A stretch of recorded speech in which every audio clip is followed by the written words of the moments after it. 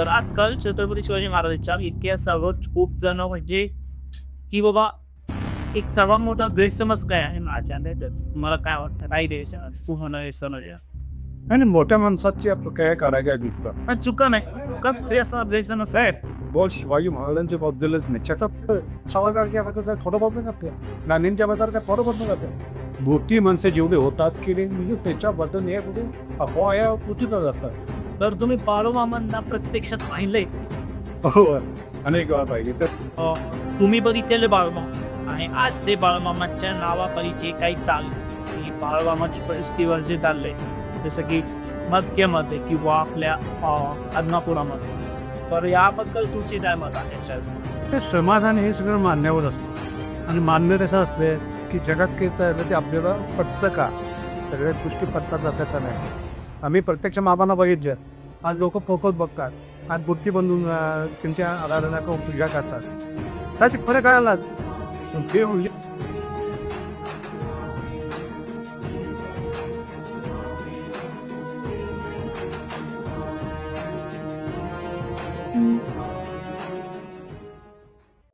नमस्कार मित्रांनो, आपलं स्वागत आहे व्हायरल गोष्टीच्या पहिल्या पॉडकास्ट एपिसोडमध्ये.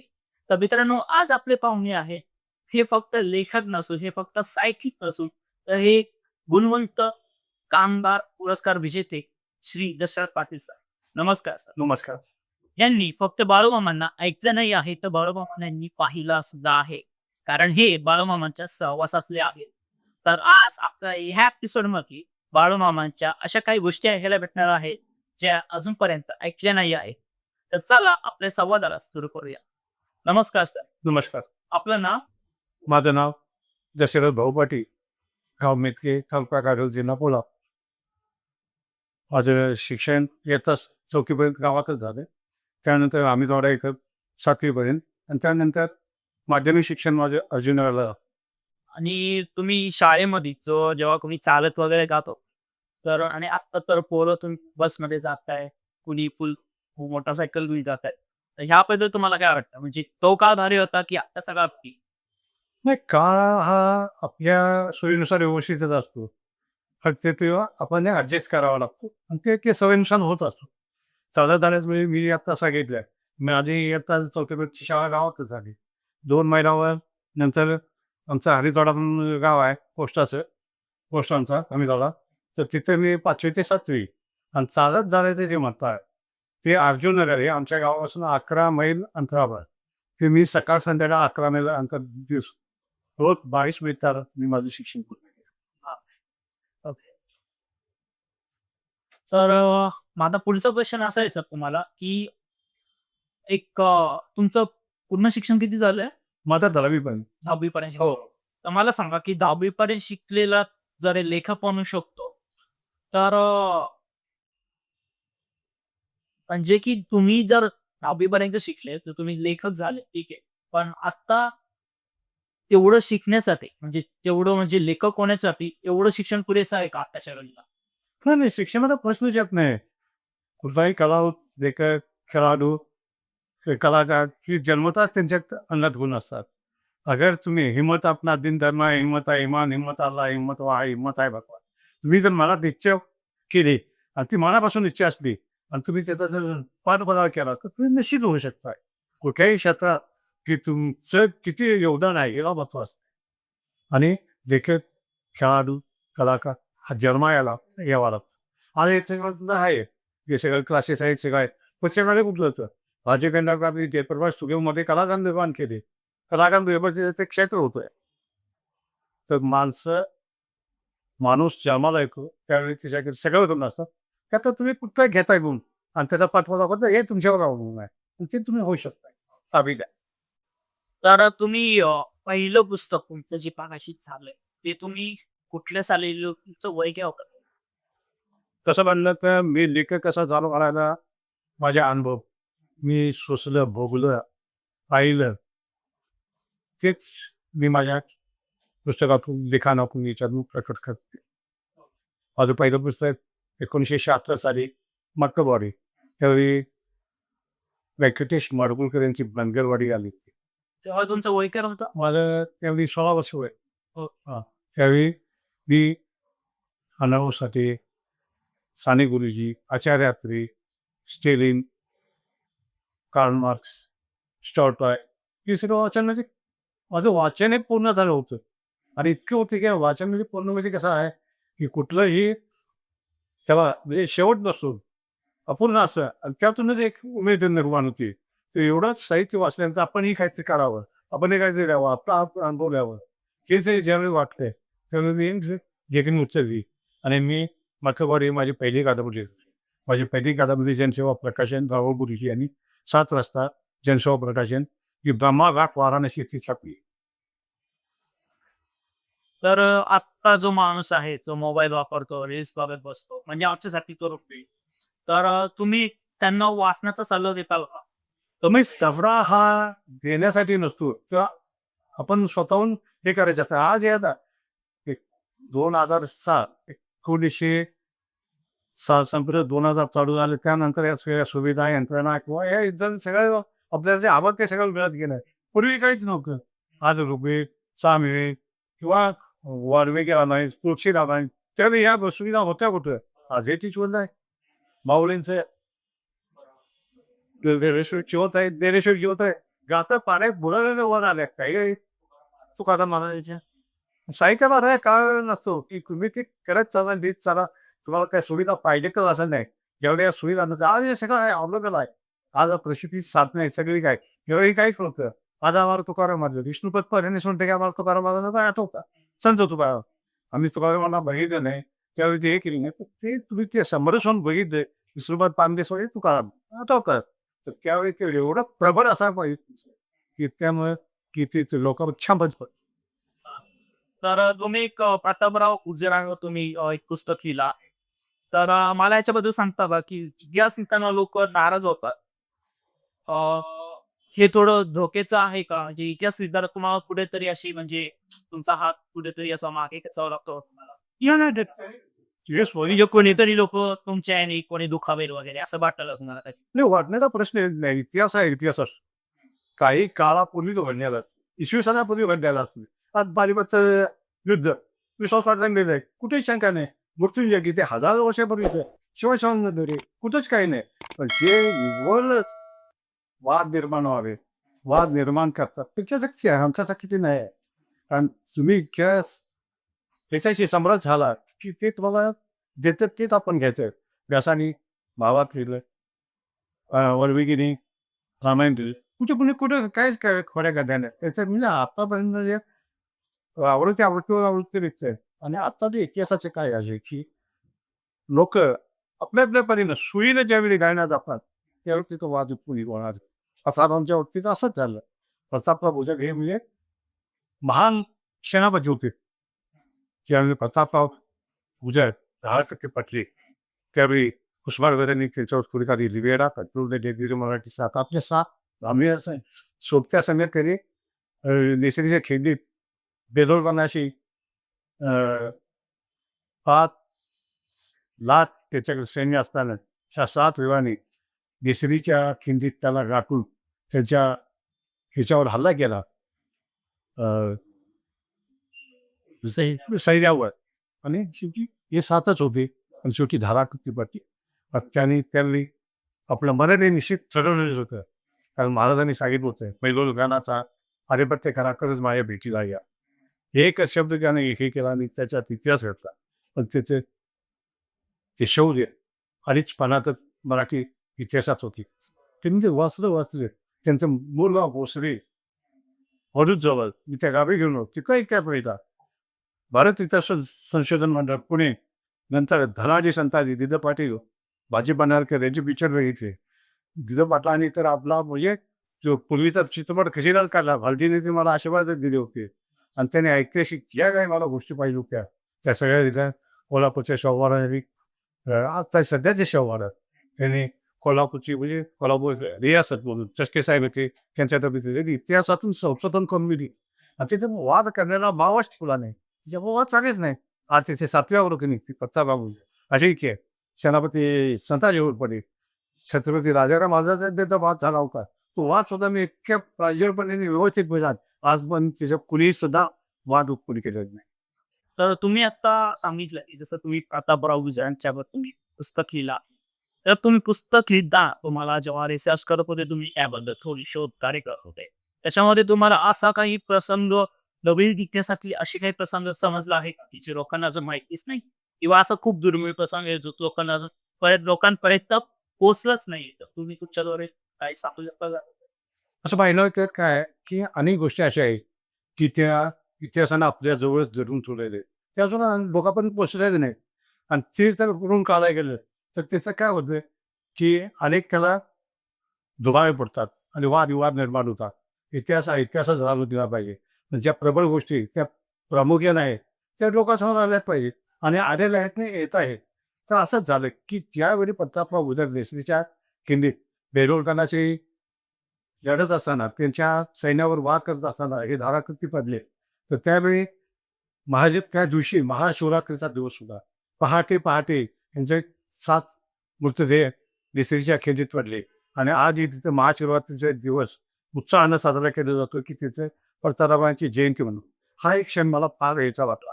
मग तो मी तिच्या शोधत गेलो आणि त्यावेळी त्या स्वतः मी रायगडावर पोहोचलो. छत्रपती शिवाजी महाराजांवर आपण जे इतिहास लिहिला होता बरोबर जे आपण सरसेनापतींसोबत आपण पुस्तक काढलं आहे. तर आजकाल छत्रपती शिवाजी महाराजांच्या इतिहासावर खूप जण म्हणजे की बाबा एक सर्वात मोठा गैरसमज काय आहे महाराजांबद्दल? तुम्हाला काय वाटतं? काय गैरसमज? खूप मोठा गैरसमज आहे. आणि मोठ्या माणसाच्या चुका काढायच्या नसतात. नाही चुका नाही. कोणाचे असा गैरसमज नाही, निव्वळ शिवाजी महाराजांच्या बद्दलच नाही. छत्रपती सभागृहाच्या बद्दल काय थोडं बोललं जातं. गांधींच्या बद्दल काय थोडं बोललं जातं. मोठी माणसं जेवढे होतात, की म्हणजे त्याच्याबद्दल हे म्हणजे अफवा या उठतच असतात. तर त्या आपण सोडून द्यायला पाहिजे, की चांगलं कमी राहावं. माणसं आता सध्याचं युग युग असं आहे, की कर्तव्यापेक्षा की स्वतःला प्रमोट करण्याकडे जास्त लक्ष देते.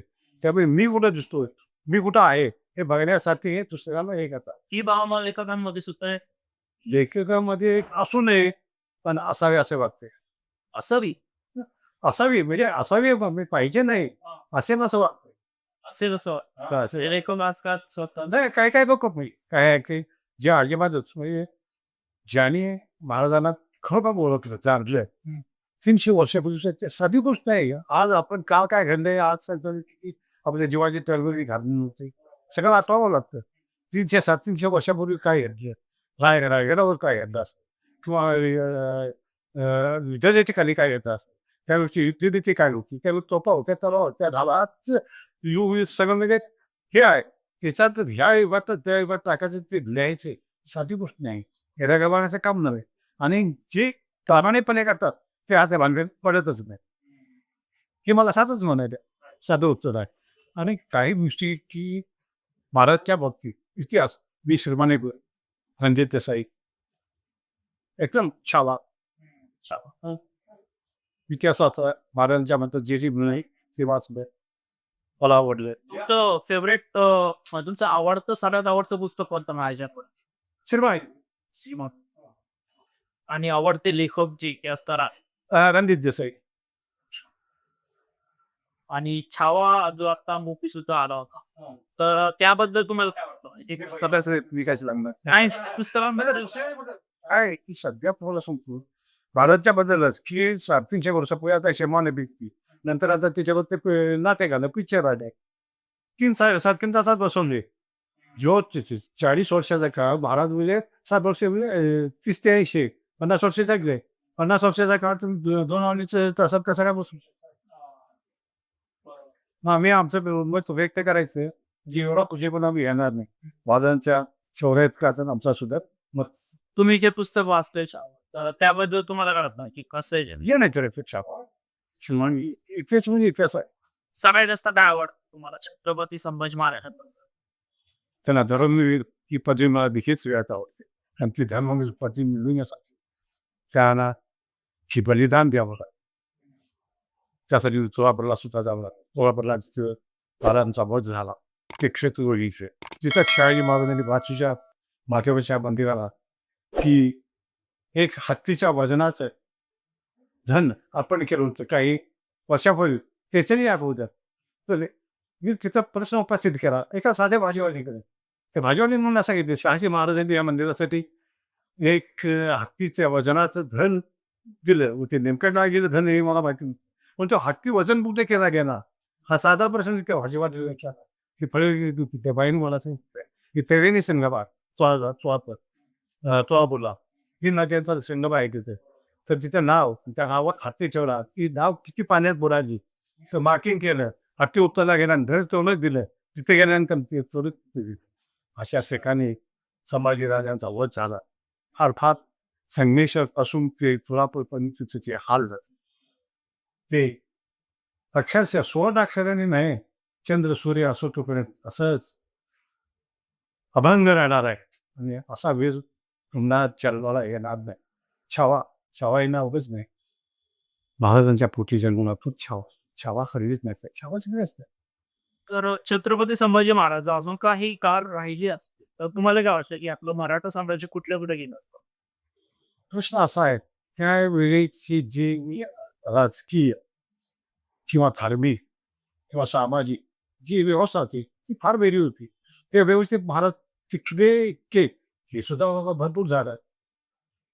जो बादशाह दिल्लीचा तख्त सोडून 28 वर्ष महाराष्ट्रात छत्रपतींचं राज्य स्वराज्य बनविण्यासाठी झुंजत राहिला. त्यांना सुद्धा फटवलं आणि त्याच मातीत औरंगाबादला त्यांचं दफन केलं. ही साधी गोष्ट नाही. दिल्लीवरून आपल्या महाराष्ट्रामध्ये हो.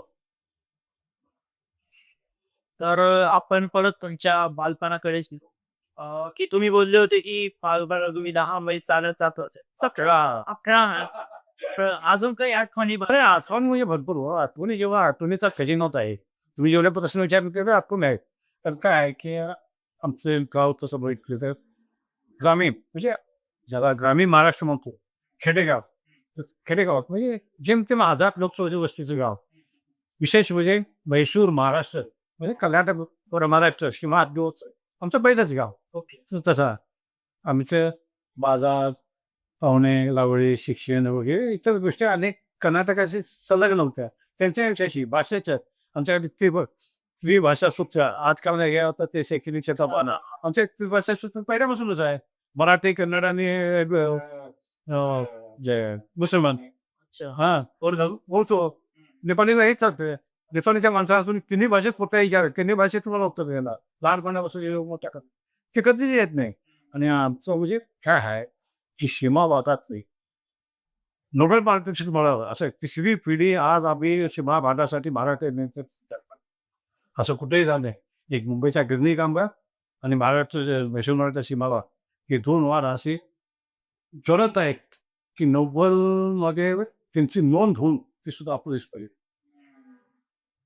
हे कसं असे एक चूक आहे. तर आपण जसं की तुम्ही बोललात की आता तुम्ही काही पुस्तकं प्रकाशित केली आहेत. लेखन सुद्धा केलं आहे तुम्ही या पुस्तकांमध्ये. की बाळूमामाबद्दल तुम्ही खूप लिहिलं आहे. तर मला त्यांचे काही अनुभव सांगताल किंवा बाळूमामा म्हणजे नेमके कुठले किंवा आपल्या गावावर म्हणजे काय अनुभव कसा होता आणि तुम्ही तेव्हा तुमचं वय काय होतं हे सुद्धा मला जाणून घ्यायला. त्यावेळी म्हणजे वाढवामाने समाधी 1966 त्यावेळी माझा जन्म 54 म्हणजे सर्वसाधारण मी 12 वर्षाबरोबर 6वी-7वीत मी शिकत शाळेत. 12 वर्षाचं. बाळूमामा मामावर मी खूप लिहिलं अशा दबाण नाही. तर मी माझे श्रीनिवास प्रकाशन तत्वे, बाळूमामाचे सिद्धपुरुष आणि सत्यवादेवी महात्म्य आणि बाळूमामाचे 151 अशी आध्यात्मिक 5-6 पुस्तक मी बाळूमामा सत्यवादेवी किंवा याच्या आध्यात्मिक पिक्चर लिहिलेले. ते लेखानं वाचता हा म्हणजे काय असते, की माणसाला जिथे एक असावी वाटते. मला तिथे तुम्ही 2 तर काहीच होत नाही. तुम्ही इच्छाशक्ती तुमची प्रबळ असायला पाहिजे. मॅथ पॉवर ज्याला मॅथ पॉवर म्हणजे तुमची इच्छाशक्ती मोठी. ती जर प्रबळ असेल तर जगात कुठलीही गोष्ट असाध्य नाही. माझे वडील भाऊ पाटील हे नेताजी सुभाषचंद्र बोस यांच्या आलादीचे तुमची संबंध साहेब. स्वातंत्र्य सेनानी म्हणा अगर न म्हणा सुभाष बाबूंनाही ती पदवी मिळाली नाही. तिने अखेर आणि त्यांना स्वातंत्र्य सेनानीचे कुठलाही मिळालं नाही. पण त्यांचं योगदान खूप आहे. योगदान खूप आहे. तर ते ब्रह्मदेशात आणि जपानला कधी 3 वर्षे काढली आणि ज्यावेळी सुभाषचंद्र बोस यांचा म्हणजे नेताजी सुभाषचंद्र बोस यांचा हिमालयात तत्कालीन प्रसिद्धी माध्यमांच्या नुसार नेमकं काय झालं कुणाला आज सगळ्या त्याच्यात विमान अपघातात त्यांचे दुःखदात झालं. त्यावेळी आझाद हिंद सेना शेरशाह वादळ त्याला वारी कुणी नव्हता. आणि हे जी भारतातून जे लोक गेले होते त्यावेळी ते जपान आणि ब्रह्मदेशात एक तर भाषा यायची होती, जो पैसा नाही, विवादही नाही, वाहन नाही आणि प्रसाद पाकत नाही. अशा अवस्थेत त्यांनी 3 महिने काढले. तर माझे वडील भावाबाजी पाटील तिचा मित्र रामाबाळा पाटील हे दोघे जण 3 महिने त्या ब्रह्मदेश आणि जपानच्या जंगलातून भटकटत भटकटत ते रंगूनला आले आणि रंगूनहून कसं काय त्यावेळी बोटचा एव्हा चालू होता. त्यावेळी ते बोटी वाट पाहत बसले. तर त्यावेळी त्यांनी ते पाठीमागचा इतिहास बघितला. जर आपण थोडं तरी शिकलो असतो तर एवढं आम्हाला कष्ट भोगायला मिळालं नसतं. असं त्यावेळी वडिलांनी पण त्यांचं मत होतं. मत नाही त्यांनी ती शपथच घेतली रंगूनच्या ह्याच्यामध्ये बोटीची वाट पाहतात तिथे वाचल्यानंतर की मैं माझ्या अपत्यांना कमीत कमी यशस्वी पास करेन. आणि त्यावेळी न्यू कोर्स यशस्वी जावं पहिली 11वी मॅट्रिक होती. आम्ही तिघी भाऊ, मोठा बाबूराव भाऊ पाटील, मी जसलू भाऊ पाटील, डॉक्टर रामचंद्र भाऊ पाटील. वडिलांनी काबाड कष्ट केलं. प्रसंगी लिहून बोकाटी मजुरीला गेले पण आम्हा तिघा भावंडांना त्यांनी शिक्षित केलं आणि परिस्थितीची जाणीव करून दिली. आम्ही तिघे हो आज ही आमच्या वडिलांच्या कष्टाशी प्रामाणिक आहे आणि त्यांनी ते भोगलं सोसलं ते इतरांना भोगू नये याच्यासाठी आम्ही शक्ती बचाव. आणि याच्यातूनच नंतर की जे आमच्या पुरतंच मर्यादित राहता कामा नये हे इतर पण पोचलं पाहिजे. लोकांनी त्याचं हे घेते पाहिजे म्हणून मी लेखाडाला सुरुवात केली. बाळूमामा हे पुढचे अक्कोटचे ते धनगर समाजाचे होते. त्याने मुळे महाराजांना गुरु करून दिले. त्यानंतर तिथे मुळे महाराज गाभोटीला जात असताना हरितवारामध्ये गाव आहे आमच्या गावाच्या बाजूला जे की आमचं पोस्टाचं गाव आहे तिथे ती गुरुबंधू केली मास्तर म्हणून राहत होती. त्यांच्याकडे ते थांबायचे आणि ते थांबले असताना की कोण ते सहज गावाच्या बाहेर आले आणि त्याने खाली नजर फेकली म्हणजे त्या गावाच्या खाली पण ते करत येत नजर फेकल्यानंतर आमचं मेतके गाव चिकुत्रा नदी आणि हिरवगार असा तो पट्टा होता. मला कापशी पट्टा कापशी गोल नव्हता. सेनापती कापशी संताजी घोरपडे यांची सेनापती संताजी घोरपडे यांची सेनापती कापशी तोच आमचा कापशी गोल किंवा कापशी पट्टा. तर ते बघितल्यानंतर बाळूमामा प्रभावित झाले. मला वांडीत त्या गावात जायला की रेवा म्हणजे ठीक आहे की व्यक्ती त्या गावचं पोलीस पाटील दत्तात्रय पाटील हे माझे शिष्य आहे. मी त्याचे माझ्याकडे विद्यार्थी म्हणून होते ते हो म्हणतो आणि त्यावेळी ते आपल्या गुरुबंधूंना घेऊन बाळूमामा प्रथम विख्यात आहे.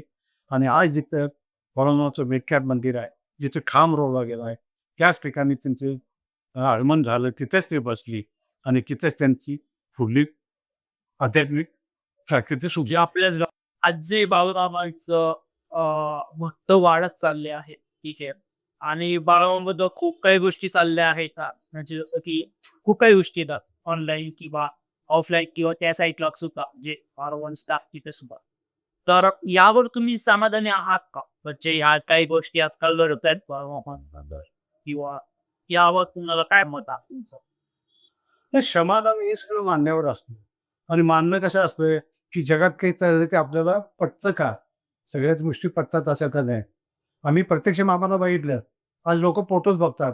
आज मूर्ती बनवून त्यांच्या आराधना किंवा पूजा करतात. साहजिक फरक आलाच.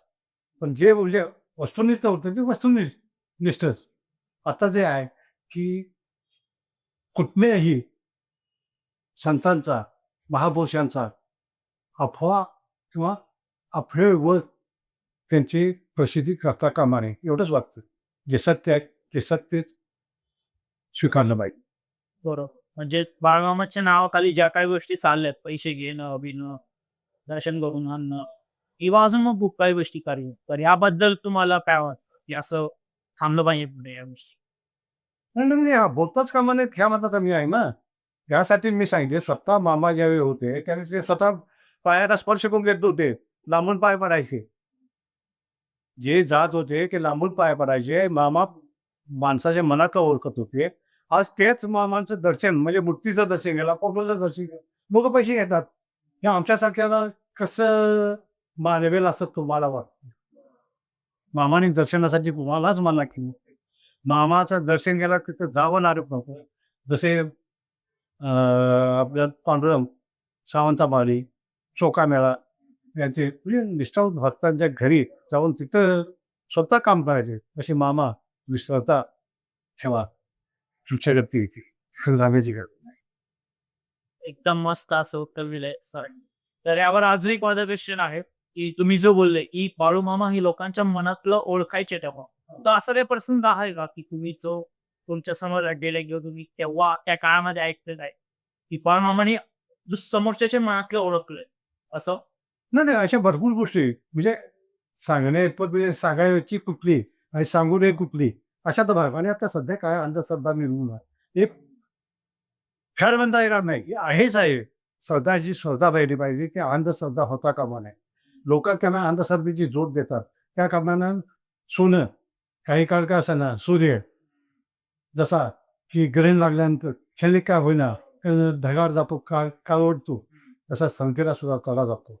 त्या कारणानं मोठ्यांच्या मुखातून गेलेले शब्द मोठ्याने किंवा विभूतीने ज्या ज्या गोष्टी घडवल्या त्या तुम्हाला प्रसिद्धीसाठी दिल्या नाही. प्रसिद्धी काय त्यालाही करता आली असती. त्याही वेळी केली असती.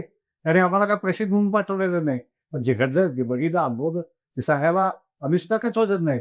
जे पाहिलंच होतं ते अनेक आता थोडक्यात तुम्हाला सांगायचं आहे, तर आमचं गाव मेतके गाव.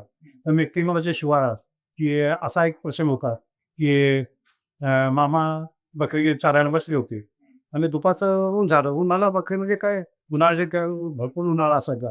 मग झाडाखाली अशी बकरी विसावली होती. मामा त्याच्या भोवती म्हणजे ते काही माणसं थांबली होती आणि उन्हाची कायदी चालू होती. तर आमच्या बाजूला एक खरग्याळ नावाचं गाव आहे. त्या खरग्याळचं एक आहे रुद्राबा पाटील ते पण मामाचे भक्त होते. त्यांची पत्नी ती पण मामाची भक्त होती.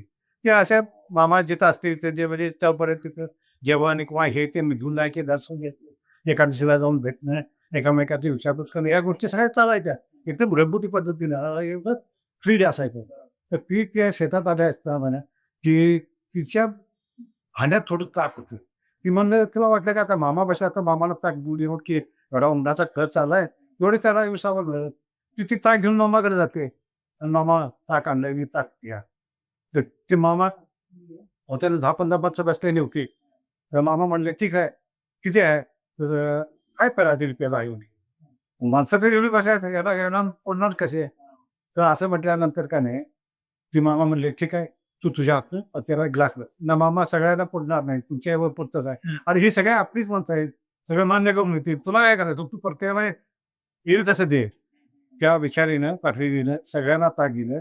सगळी ताक पिऊन भांड्यात होतं तेवढं ताक उरलं. मामा म्हणले, "ताक आहे." संपलं. हां, अशी त्यांची परिस्थिती. हे चमत्कार होते. आणि एका सांगायला वगैरे ते अनुभवावे लागतात. आणि मामा आता आमची काय आहे, की माझा जन्म 54. माझे वडील त्यावेळी मामांच्या आणि वडिलांच्या ह्याच्यात म्हणजे अ, वयात 10-12 वर्षाचं अंतर असेल. हां. मामाचं काय लग्न झालं होतं. वडिलांचं व्हायचं होतं. आणि अशा वेळी मामा विटके गावात असेच होते. लग्न नंतर 2-3 वर्षांपूर्वी वडिलांचं झालंय. तर ते इकडं नदीला महापूर आल्यानंतर, की नदीत कधी काय हमीद्वारा म्हणून गाव आहे. त्या हमीद्वारा गावात नदीतून गेली होती आणि वळवाचा पाऊस आला आणि ते शिवलेली कपडे आणणारी आणि वळवाचा पाऊस मोठा पडला, नदीला महापूर झाला आणि ते कपडे घेऊन शिवलेले आलेत आणि तो आणि शिवा काटकर म्हणून दोघे तरी मित्र होते. मामाचे बाबाचे मित्र शिवा काटकर आणि बाबा दोघे जण आलेत. नदीच्या काठाला ऐकतात का नदीनं महापूर आणलेला. आता पलीकडे जायचं कसं? पण जर आजार पडत चालला शिवा काटकर मागायला पण बघितला तो नदीत उडी मारीत तो पुढे झुकून गेला. तसे वडिलांनी मी उडी मारले. शिवा पलीकडे आला पण बाबा आलेच नाहीत.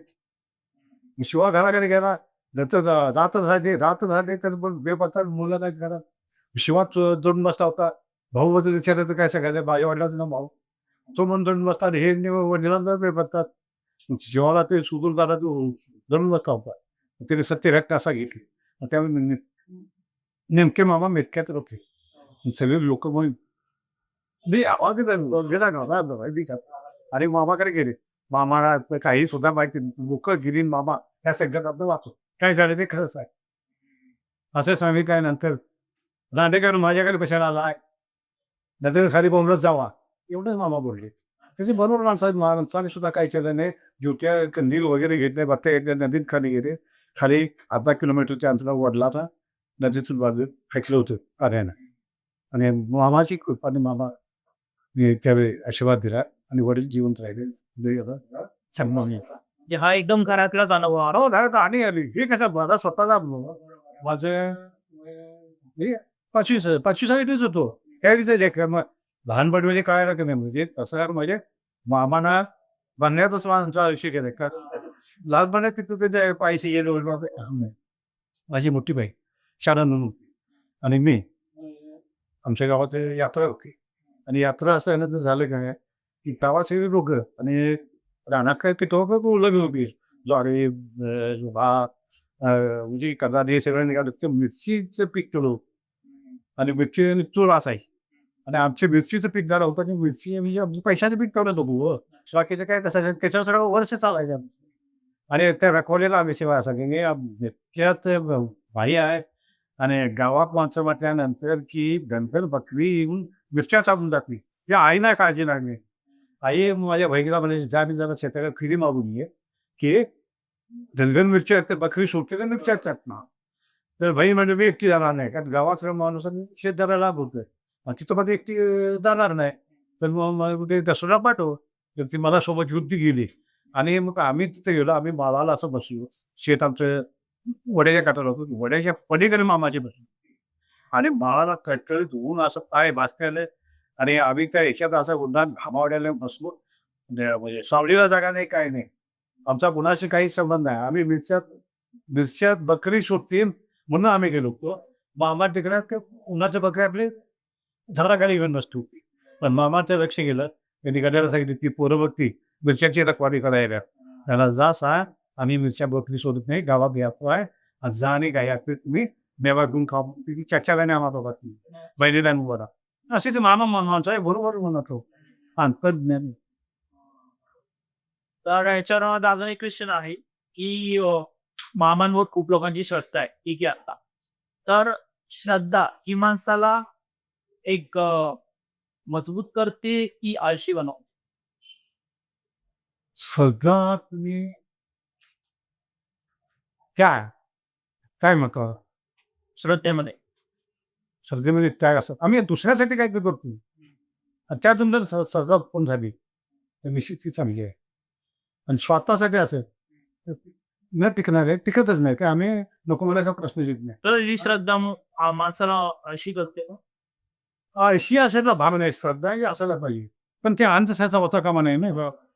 अंधश्रद्धा होता कामा नाही. मामाचे भक्त आणि त्यांचा मोठा इतका भयानक होता की त्यावेळी पण मामाना अंधश्रद्धा करून आपल्याकडे निश्चित म्हणजे आलेलं आहे ना अजिबात हे का पाहिजे नाही. मामा स्वतःहून सांगायचे तुला हे आहे. तिथे सगळ्यांना निवेदन करायचे. जगाच्या कलांना संतांच्या विरुद्ध संत महात्मे जेवढे जेवढे होऊन गेले त्यांनी म्हणजे समाजातली ती जाती व्यवस्था किंवा हे पाहिलं नाही. त्यांनी समाजाचं दुःख निवारण करण्यासाठी आलं.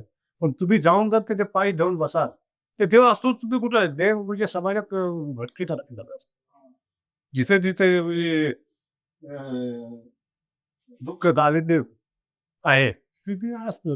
दुःख संकट पाप आणि ते बाजार वाढला तुम्ही अशा जगामध्ये ही युती सलमानला म्हणजे अवतार घेऊन लोक हे करू कसं जाते तो तुम्ही तिथे आपला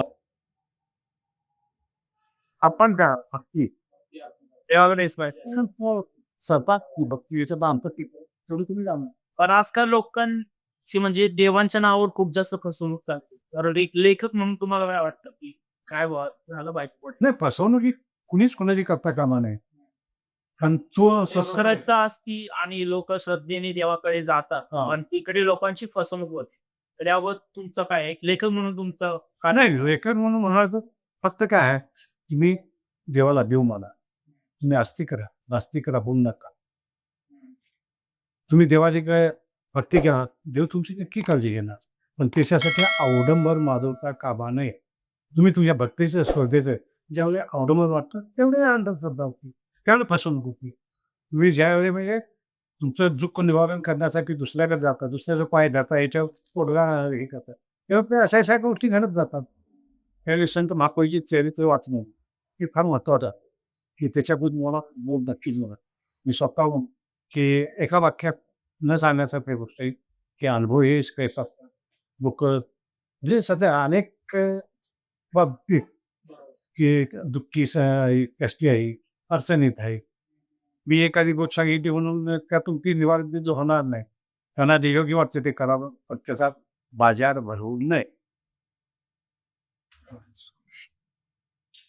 जर तुम्हाला तुमचं आयुष्य परत सुरू करता आलं, ठीक आहे.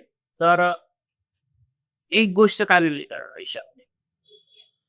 जर तुम्हाला तुमचं आयुष्य जे आता तुमचं वय आहे 70-71 बरोबर. तुम्हाला तुमचं आयुष्य जर परत पहिल्यापासून सुरू करता आलं, तर एक गोष्ट अशी काय आहे जी वेगळी करा, जी आतापर्यंत म्हणजे ती कुठेतरी चूक वाटली तुम्हाला आयुष्यामध्ये किंवा असं काय आहे जी वेगळी करा? नाही, नाही. मी सुरुवातीपासून आत्तापर्यंत जो चुका मानव आहे, तो चुकणारच. चूक सुधारणं हा त्याचे हे आहे. तर ती कुठली चूक आहे जी तुम्हाला वाटते की आपण सुधारली पाहिजे?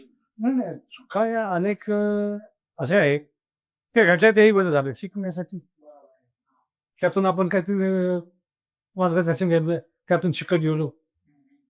सगळंच जर असं कोणती म्हणाली, की मला बुकाकच ठेव. कारण त्यावेळी तुझं नाव तरी मला घेता येईल. ते जगलो, की मला यशस्वी आहे. की जगणं मला आवडलं. जगणं माझं होतं. मी भोगलं, सहन केलं आणि सामावलं गेलं.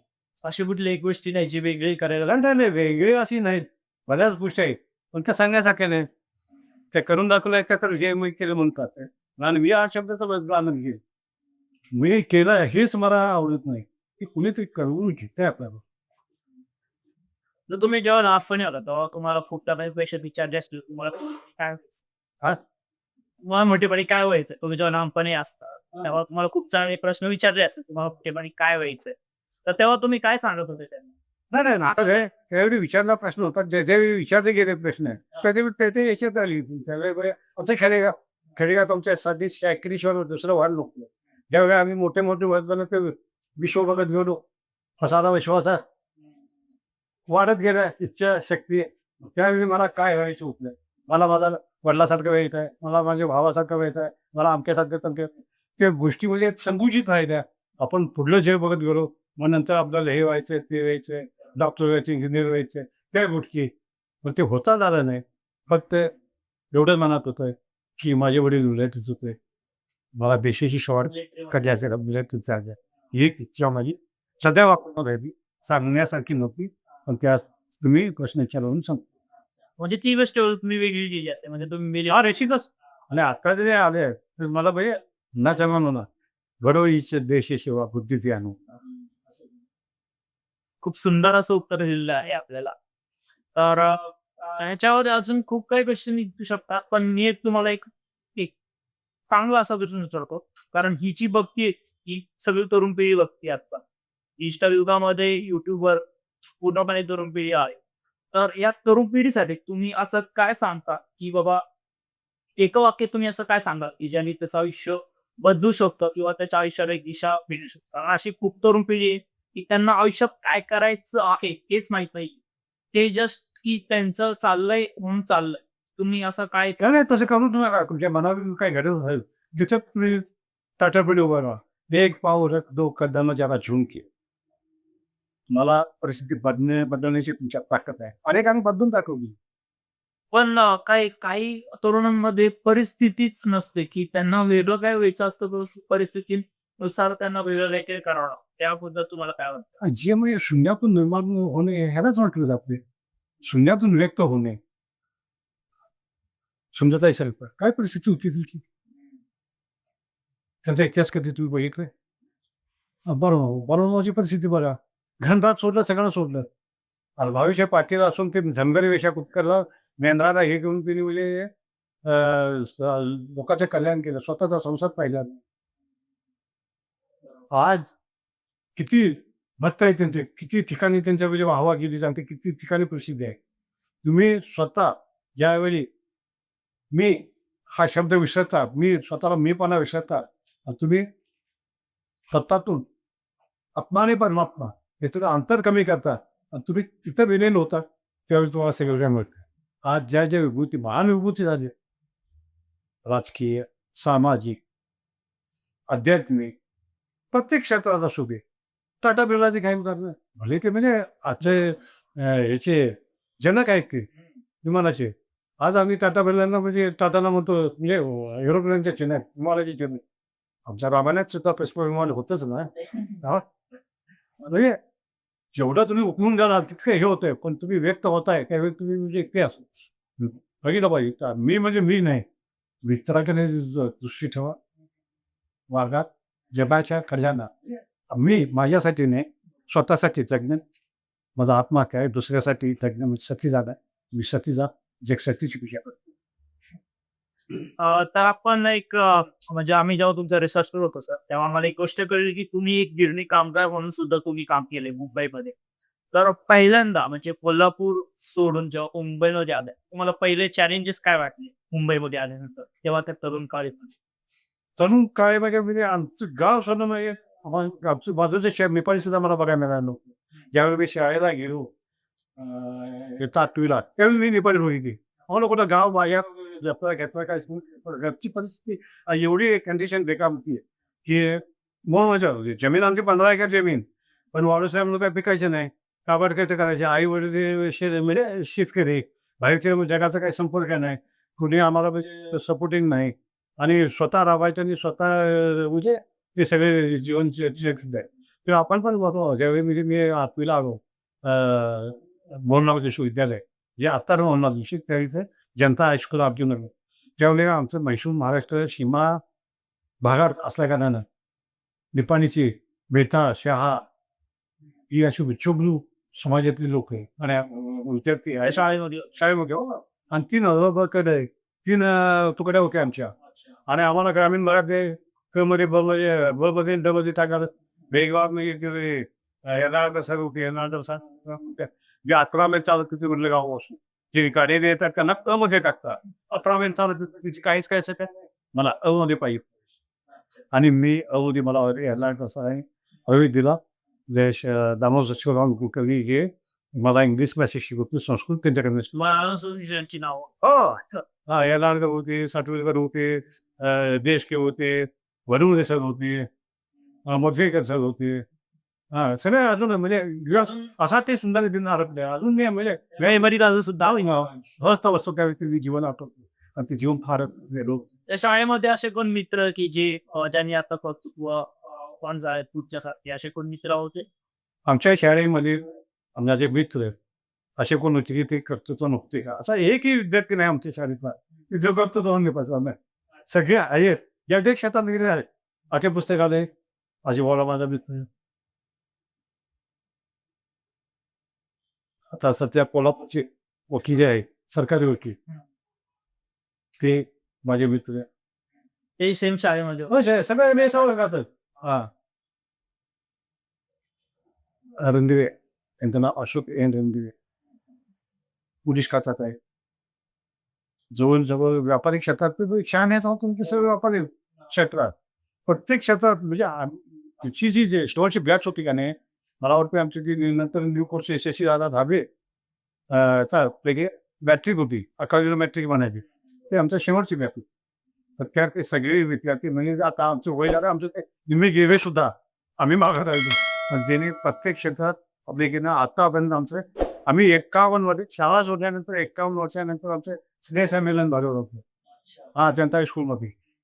हां, आणि आम्ही सगळे विद्यार्थी आणि शिक्षक जमतीच तेवढे आणि हे करून मोठा आहे आणि पेपरला वगैरे आलो. म्हणजे तुमच्या शाळेमध्ये सगळेच वर्गात नाही. वर्गातले. इंग्लिश आणि वत्सावर विद्यार्थी होते. त्याने सगळे केले. आपलाच प्रश्न मी परत पुन्हा विचारतोय की मुंबईमध्ये म्हणजे मुंबईमध्ये त्यावेळी काय आहे आणि त्याच्यावर अडचणी म्हणजे परिस्थिती अशी नव्हती की मला पुढं फी भरायला. त्यावेळी 1200 वार्षिक उत्पन्न 1200 त्यांना फी नव्हती असायची. त्याला वार्षिक उत्पन्न 1200 किंवा फीचा आज फी भरण्यासाठी आमच्याकडे ₹12 12 अच्छा. हां. त्यावेळी वडील म्हणाले, की "मी फी भरू शकत नाही आणि तुझं तू भर." आणि त्यावेळी मला इतकं वाईट वाटलं, की म्हटलं आज माझी परिस्थिती असती तर मी काही पण केलं. परिस्थिती त्यांची समेल करतात. त्या दिवशी रात्री जेवलो नाही. रात्री मान्सूनला रडत होतो. आईने ती बघितलं, आई रात्री होती. मग मला ताप चढला होता. म्हटलं सकाळी बघायचं सांगितलं, तुम्ही काही करा. बागाचे जनावर येतात, पण शाळाची पुरी करायला शिवाजी बाई. वडील एकदम अलिखित आहे. पण शेतकऱ्याचा बैल आणि गरिबाची बायको हीच त्यांची साधन असते. जाग्याचं जनावर इकडे तर काय होईल? शेती होणार नाही. आणि मग ते ठीक म्हणजे माझं वय झालं तर मी अजून लोकांची मजुरी करीन. घरीच आहे. पण तुझी शाळा पूर्ण करीन म्हणून तिने सांगितलं. आणि तिने लोकांच्या मजुरीला गेले आणि त्या मजुरीला जाऊन ती पानमळ्यात काम करायची. तर मोठेवर त्यावेळी मोठा चालायच्या. पाण्याच्या विहिरीवर मोठेवर तिने 120 मोठा वतून त्या दिवशी ₹12 हजेरी मला दिलेली फी भरली. आणि नंतर हे ₹12 मी म्हटलं, "बाबा कधी परत देईल?" ही माझी जिद्द होती. आणि ती शेवटची जी मी फॉर्म भरला आणि परीक्षा मागितली. आणि आम्ही गावातून निघालो की सरळ इचलकरंजीला. इचलकरंजीला हातमागावर काम केलं, पावलोवर काम केलं. आणि त्यावेळी मग त्यांच्या संपर्कात आलो. मग त्यानंतर कामगार चळवळ येते. मग लिखाणाकडे वळलो मुंबईला कधी गेले? आणि तिथूनच बघ तिथं बसला नाही.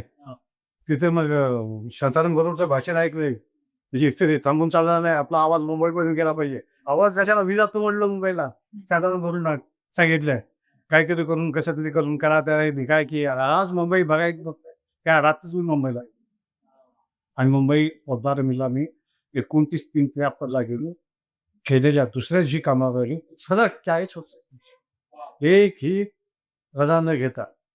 आणि त्याच वेळी मग अण्णाभाऊ साठे असतील, शाहीद अमर शेख असतील, शाहीद निवृत्ती पवार ही सगळी संपर्कात आली. तुम्हाला त्या हां, सांगतो. हेच होतं. तो काळच तो होता. आणि मग त्या ह्याच्यात मग ते हे झालं आणि तुम्ही लेखनाकडे वळलो.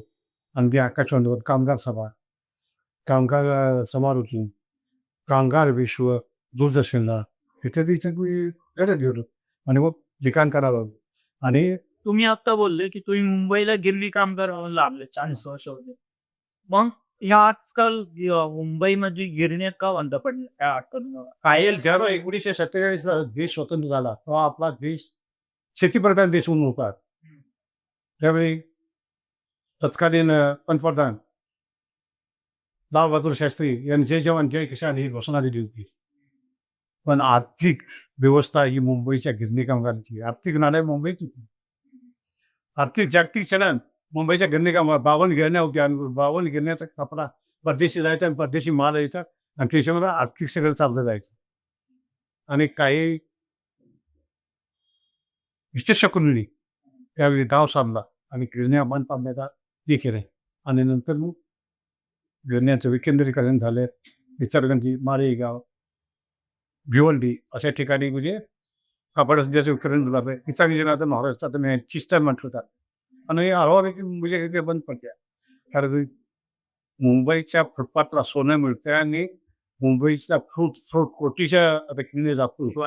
असली ज्यावेळी लोकातली हे होतं, तो प्रत्येकजण म्हणजे सोन्याची मुंबई बघायला पण मुंबई सोन्याची नव्हती.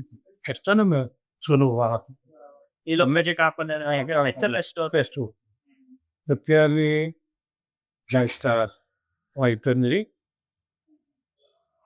अनेक गोष्टी तिथे जन्माला आल्या आणि त्याचे पब्लिक त्याच्या राजकारणाने आपला हात धुवून घेतला.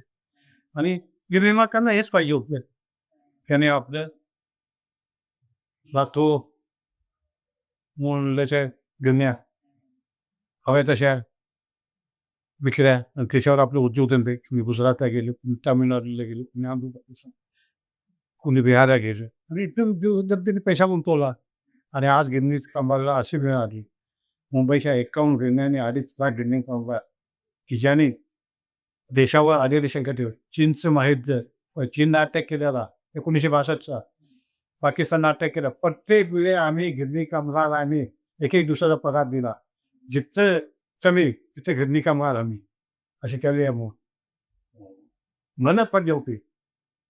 देशात सरकार जिथं पोचलं नाही, जिथं सूर्याला किरण पोचलं तिथे गिरणी कामगाराची मदत पोचत. पण आज तो गिरणी कामगार दुसऱ्याकडे मदतीची अपेक्षा करू नये. त्याच्याकडे बघायला कोणी नाही. त्याचा नोकरी गेली, धंदा गेला, गिरण्या बंद पडल्या, वाताहत झाली. आणि आज जसं म्हैसूर महाराष्ट्र सीमावर ज्यावेळी भारत स्वतंत्र झाला, भाषावर प्रांतरचना झाली, त्यावेळी सरदार वल्लभभाई पटेलना नेहरूंनी आणि गांधींनी सांगितलं, भाषावर प्रांतरचना करा. सेकंड भाषावर प्रांतरचना होती. पण महाराष्ट्र, कर्नाटक हा हा भेद राहिला. महाराष्ट्राच्या काळात गुजरात लुकटी बांधले आणि द्विभाषिक राज्य निर्माण केले. मुंबईचा प्रश्न ते विरोध केला. द्विभाषिक राज्याची राजधानी मुंबई महाराष्ट्राची करण्यासाठी 105 हुतात्मा दिले. संयुक्त महाराष्ट्र झाले नाही, म्हणून तर अण्णाभाऊसाठी म्हणजे माझी मेना गावाकडे राहिली, माझ्या शिवाची हिरणी गावा हा पूर्वी आपण प्रगत झालो नव्हतो किंवा शोध संशोधन मागलं नव्हतं. त्यावेळी साधी भगवंताची खिरणी आतांतरी जे कसे शेषपणावर धरणी भटकं जायचं. पण अण्णाभाऊ साठेंनी सांगितलं की धरणी शेषपणावर करत नसून ती कामगाराच्या तळाकावच करत आहे. तो कामगार म्हणजेच मुंबईचा गिरणी कामगार. आणि त्यांच्या तळाचा स्थिरावलेली ही घरणी, ही पृथ्वी आज कधी कधी दोलायमान होते, डगमगते. त्यातला गिरणी कामगारच वाचाच होत आहे. त्यामुळे हेच तर ह्याच्यावर माझा एक प्रश्न आहे तुम्हाला, की महाराष्ट्र सरकारने गिरणी कामगारांसाठी अशी कुठली गोष्ट आहे जी केली पाहिजे? महाराष्ट्र सरकारने केंद्र सरकारपासून याच्यात सगळेच आले. सामाजिक संस्था आहेत, केंद्र सरकार, राज्य सरकार, जे जे म्हणून गिरणी धंद्यासाठी, गिरणी कामगारासाठी करता येईल ते सर्व कुठली गोष्ट केली पाहिजे अशी? पहिली कुठली गोष्ट? लोकांनाच ठरवलं पाहिजे. त्याला घर तरी पाहिजेच. अन्न, वस्त्र, निवारा यांची मला रोज गचायचा. त्यात त्यांना घर मिळालं पाहिजे. पेन्शन योजना चालूच पाहिजे. जे इतर कामगारांना मिळते पेन्शन योजना कधी आली? पहिली गिरणी कामगारांनी स्वतःचे म्हणजे 12% विमा कापून जायचं होतं. त्यातली 4% फॅमिली पेन्शनला दिली. त्यावेळी पेन्शन योजना चालू झाली. नंतर पेन्शन योजना त्यांनी सुरुवात केली. संपाचा हत्यार उभारलं. संप म्हणजे काय? स्वतःच्या न्याय हक्कासाठी लढायचे काय गिरणी कामगारांनी केल्यानंतर सर्व म्हणजे आपल्या ह्याच्यात क्षेत्रात विसंप किंवा इतर गोष्टी चालल्या. जिथं महात्मा गांधींनी सुद्धा गिरणी कामगारांच्या मोर्चाचं संपाचं नेतृत्व केलं. ते तुम्ही काय सांगायचं? तिथं सर्व काय आलं? जे काय कुणाला ते सरकारनं तरी केलंच पाहिजे, की त्याला तुम्हाला काही करावं वाटत असं आणि गिरणी कामगारासाठी त्यांच्या मुलाबाळासाठी त्यांची पुढली पिढी कशी सुधारेल ह्याच्यासाठी आपलं योगदान करावे हीच माझी सर्वांना विनंती आहे. तर धन्यवाद. पहिलं तर सर तुम्हाला तुमच्याकडनं मला खूप काही शिकायला भेटलं. खूप काही अशा गोष्टी समजल्या जे मला माहिती नव्हत्या आधी. माझ्या ज्ञानात खूप काही भर पडली. माझ्या काही प्रेक्षकांच्या ज्ञानामध्ये सुद्धा खूप काही भर पडली असेल. तर पहिले तर मनापासून धन्यवाद. आणि पहिला आपला एपिसोड आहे हा, तो तुम्ही एवढा भारी बनवला त्याबद्दल खरंच मनापासून धन्यवाद. तर मित्रांनो, आज आपल्या पाहुण्यांकडनं खूप काही अशा गोष्टी आपल्याला ऐकायला भेटल्या आहेत ज्या आपल्याला आतापर्यंत माहिती नव्हत्या. तर अशाच माहिती सांगणाऱ्या पाहुण्यांना आपण पुढच्या एपिसोडमध्ये सुद्धा बोलवणार आहे. तर हे पाहण्यासाठी वारेळ गोष्टी YouTube चॅनलला लगेच सबस्क्राईब करा आणि बेल आयकॉन नक्की क्लिक करा. कारण अशा काही गोष्टी इथेच भेटतात आणि घेतलेलं नॉलेज वाया जात नाही.